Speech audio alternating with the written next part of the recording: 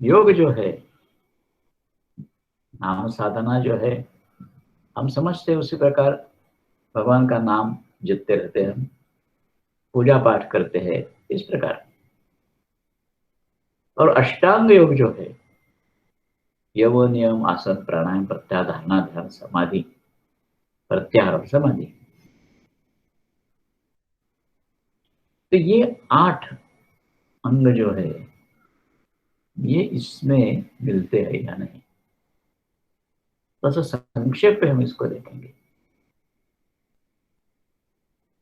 योग की पहली पायरी जो है वो यम है। यम क्या है? अहिंसा, सत्य, अस्तेय, ब्रह्मचर्य, अपरिग्रह, यम।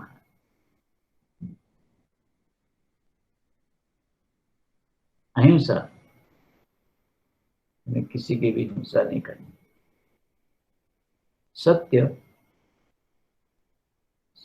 सत्य वचन ही रखना। अस्तेय, यानी चोरी नहीं करना। ब्रह्मचर्य,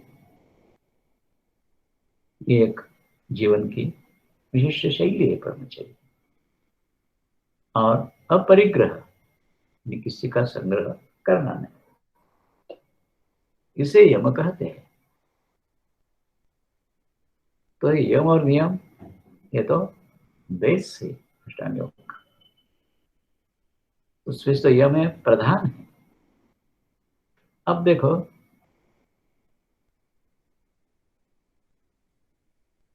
तो पहला अहिंसा जो है, तो भगवान नाम स्मरण में जो लीन हो जाता है उसकी क्या अवस्था हो जाती है?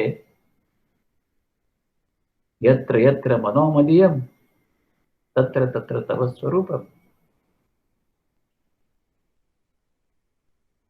तो किसकी हिंसा करेगा? जिसकी हिंसा करना है उसमें भी वही है। यत्र यत्र मनोमदीयम तत्र तत्र तव स्वरूपम, इसलिए हिंसा अशक्य है। एक प्रभु के सिवाय अन्य किसी का अस्तित्व का आभास भी नहीं, इसलिए अहिंसा हो ही गई। सत्य,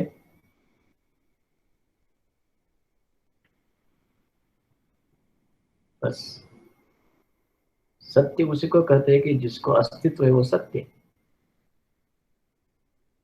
और भगवान के सिवाय, अपने इष्ट के सिवाय, प्रभु रामचंद्र जी के सिवाय, प्रभु कृष्ण के सिवाय, भगवती के सिवाय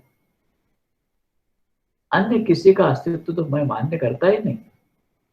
दूसरा कोई नहीं है, सिर्फ यही सत्य है। जिसको अस्तित्व है वो सत्य है। अस्तेय,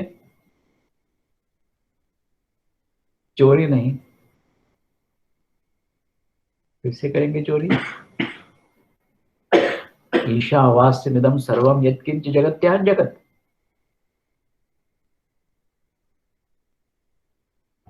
नामी के पास एक ही दृष्टि रहती है, पूरी भगवन्मय दृष्टि।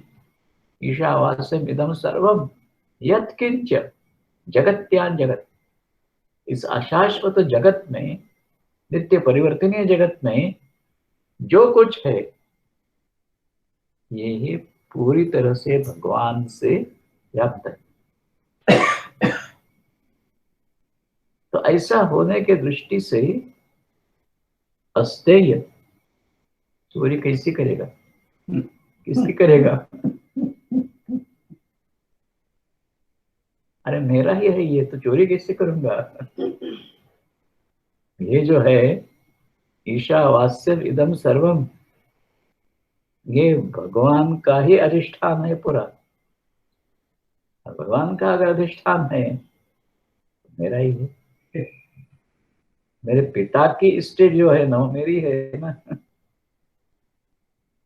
तो इसलिए चोरी करेगा कैसे? आगे, अहिंसा, सत्य, अस्तेय, ब्रह्मचर्य। इसका उहापोह जैसा समझा जाता है ब्रह्मचर्य की दृष्टि से, कौन कौन सा पालन करना है, क्या क्या करना है, वो अलग है। यहाँ मैं थोड़ी अलग दृष्टि से बोल रहा हूँ। ब्रह्मचर्य, जो ब्रह्मचारी की स्थिति है उसे ब्रह्मचर्य कहेंगे। ब्रह्मचर्य क्या है? जो ब्रह्मचारी है ना, उसकी उसकी जो अवस्था है, स्थिति है, वही ब्रह्मचर्य है। अच्छा, तो ब्रह्मचारी, हाँ, चारी मीन्स चलने वाला, चरती, चारी। ब्रह्मम प्रतिचरति, जिसकी जाने की दिशा एकमात्र ब्रह्म तत्व अब्रहिष्ट, इसकी तरफ ही है ब्रह्मचारी। ब्रह्मम प्रतिचरति इति ब्रह्मचारी। तो इस दृष्टि से उसे एकमात्र प्रलोभन भगवान ही, और दूसरी किधर वो जाएगा ही नहीं। उसके बाद है अपरिग्रह। परिग्रह माने संग्रह करना। अपरिग्रह मुझे कुछ किसका भी संग्रह करना ही नहीं, के लिए अत्यंत आवश्यक है ये गोष्ठी। पहला यम जो है अहिंसा, सत्य, अस्तेय, ब्रह्मचर्य, अपरिग्रह। देखो, भगवत नामस्मरण में जो डूबा हुआ रहता है ना, क्या कहता है? मेरे तो गिरिधर गोपाल, दूसरे में कोई। दूसरी किस वस्तु का परिग्रह होगा फिर? उसी को लेकर ही रहेगा। तो अपरिग्रह भी हो गया, यह भी हो गई। इसी प्रकार नियम शौच, संतोष, तपस्वाध्याय, ईश्वर प्रणिधान नियम। अब देखो, अत्यंत संक्षेप से कहेंगे हम इसको। शौच क्षण सिद्धि, भगवान के प्रति मेरे अंतरंग में जो भाव रहता है ना, इसी से ये शौच शुद्धि प्रकट होती है। समझो, फूल लाया है कोई, उस फूल में कीड़ा है, कहीं चलाएंगे भाई सही? कीड़ा निकालेंगे, धोएंगे उसको, बाद में भगवान को अर्पण करेंगे। खाने की वस्तु देनी है, ऐसे जैसे किसी बर्तन में नहीं, ठीक ढंग से उसको मांझ कर, साफ करके, उसी में रख कर ही निवेदन करेगा। इस प्रकार हर एक वस्तु जो भगवान को अर्पण कर रही है, तो पूरी तरह से शुद्ध करके ही अर्पण की जाती है। शौच आ गया, संतोष,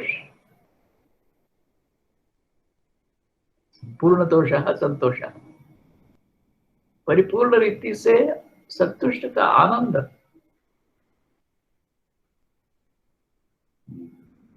देखो, भूख लगी है और नाना प्रकार के व्यंजन पड़े हैं अनेक जगह,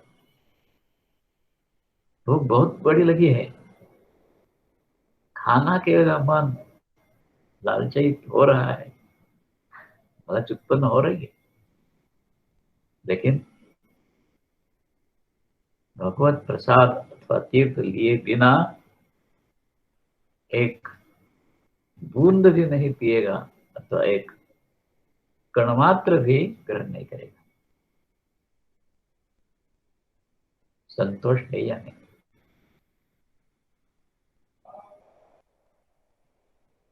भगवान का प्रसाद इतना सा मिलेगा, भगवान का तीर्थ एक चम्मच भर मिला, उसी से पहले संतुष्ट है, बाद में बाकी का सब संतोष।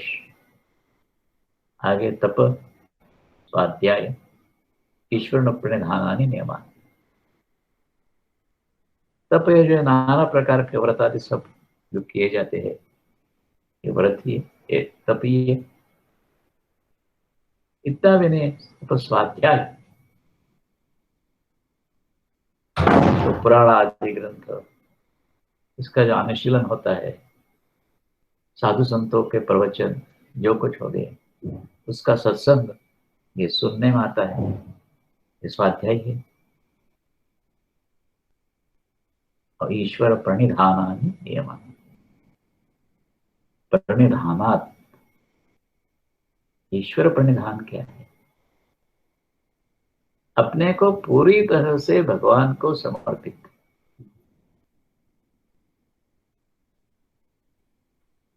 ये ईश्वर प्रणिधान जो है ना, योग का एक बहुत बड़ा अस्त्र है ये। सिर्फ इससे ही योग की सब सीढ़ियां जो है अष्टांग योग की, सिर्फ इससे ही सिद्ध हो जाती है। मंगलंत ने बात है, योग सूत्र में एक सूत्र है, ईश्वर प्रणिधानात्वा, सिर्फ ईश्वर प्रणिधान से ही अपने को पूरी तरह से भगवान को समर्पित कर दिया, बस इसी से समाधि सिद्धि हो जाती है। तो ये नियम है। इसके बाद आसन प्राणायाम प्रत्याधारणा ध्यान समाधि आगे के है, सबका तो वहां पर हम आप नहीं कर सकेंगे, लेकिन इतना ध्यान में रखना कि ये जो अष्टांग योग है, इसमें से प्रत्येक पायरी, आठों में से प्रत्येक नाम स्मरण से ही पूरी तरह से अपने अंग, अपने शरीर में, मन में, बुद्धि में पूरी तरह से समाविष्ट हो जाती है, अलग कुछ नहीं है। इसीलिए मां कहती है केवल नाम, मैं जानती हूं नाम से ही सब कुछ होता है।